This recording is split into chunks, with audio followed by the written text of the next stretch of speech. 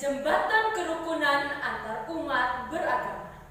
Saya, Clarita Tantri dari SMA Katolik Surya Atambua, siswi kelas 12 sosial usia 16 tahun. Assalamualaikum warahmatullahi wabarakatuh. Salam, Om Swastiastu, Namo Buddhaya, Salve, salam kebajikan.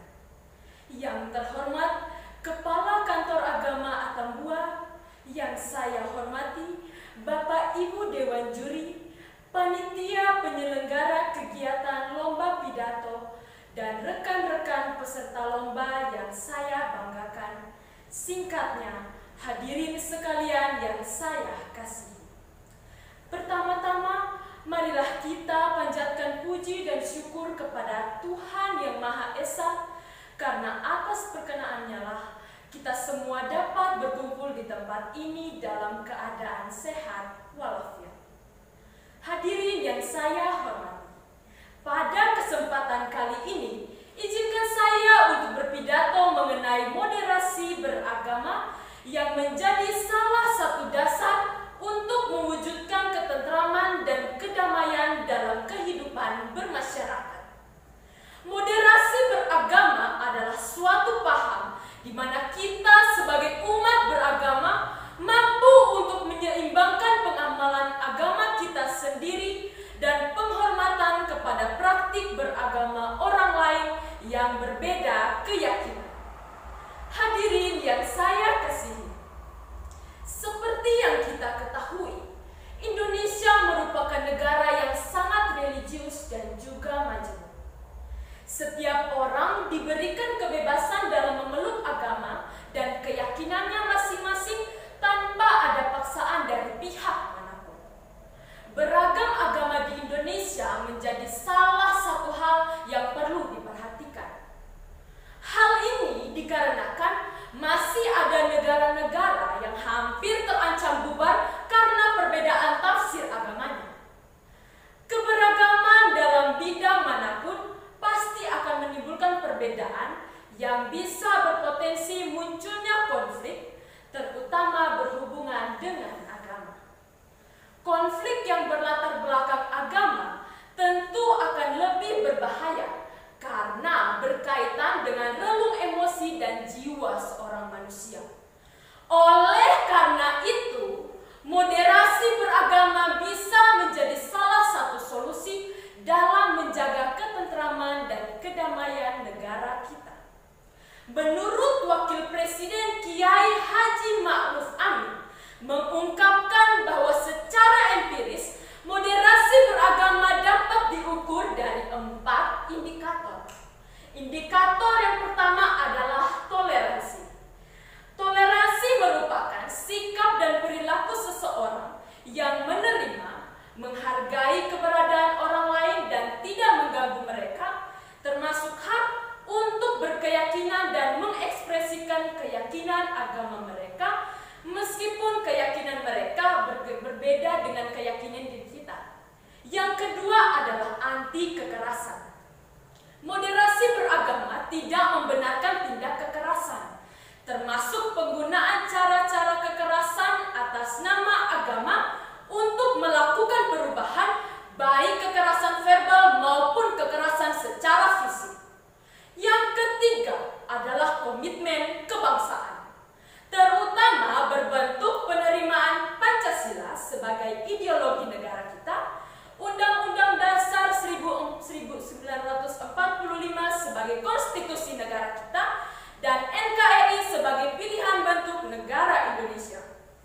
Kemudian yang keempat adalah pemahaman dan perilaku beragama yang akomodatif terhadap budaya lokal atau konteks Indonesia yang multikultural dan multi agama.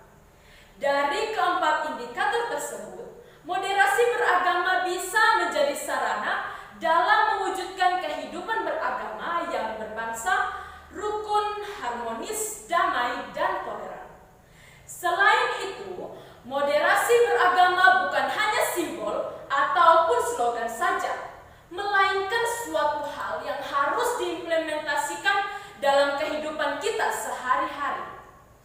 Sebagai umat beragama,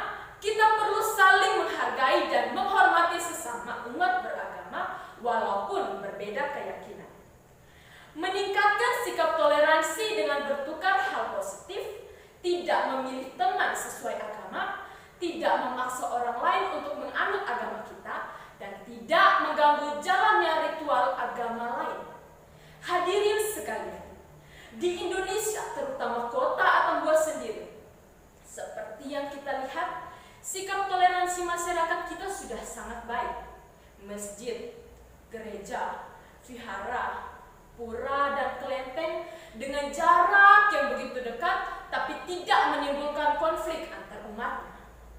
Berbagai macam agama tinggal di lingkungan yang sama, saling berdampingan, membuka usaha bersama, bahkan sebelum adanya COVID-19, pada acara-acara orang Kristen atau Katolik terdapat umat Muslim yang hadir, yang mungkin hadir sebagai rekan, keluarga, tetangga, hanya saja tetapi tetap mengikuti aturan agama masing-masing, begitupun sebaliknya.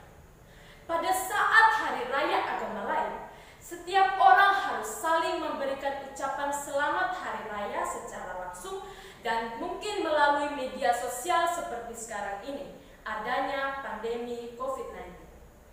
Adapun seperti pada hari-hari tertentu, ada umat agama lain mengadakan acara yang berdekatan dengan masjid dan bertepatan saat umat Muslim mengadakan sholat. Biasanya dalam acara tersebut musiknya dimatikan sejenak baru dilanjutkan kembali. Ini merupakan contoh-contoh sikap toleransi antara masyarakat yang patut ditiru dan diterapkan sebagai salah satu bentuk usaha mempertahankan perdamaian antar umat beragama. Hadirin yang saya hormati, dengan diterapkannya moderasi beragama, bisa dipastikan kehidupan dalam bermasyarakat akan tetap damai dan rukun. Oleh karena itu, marilah kita bersama-sama menjunjung tinggi sikap toleransi dan mengimplementasikan moderasi beragama dalam kehidupan kita sehari-hari, sehingga dapat mencegah konflik dan radikalisme beragama dalam kerangka kerukunan umat beragama. Jika Tuhan memberiku cinta dengan dibungkus agama, maka akan kujaga agamaku tanpa menyakiti agama orang lain. Dan jika Tuhan memberiku rasa yang dibalut dengan toleransi, maka akan kuhargai pendapat orang lain. Jika masih ada orang yang mempermasalahkan dua hal tersebut, dia merupakan manusia yang amatir. Sekian pidato dari saya. Tiada ranting yang tak patah, tiada kaca yang tak pecah, tiada manusia yang tak salah. Oleh karenanya, apabila terdapat hal yang kurang berkenan, saya mohon maaf. Atas perhatian sekalian, saya ucapkan limpah terima kasih.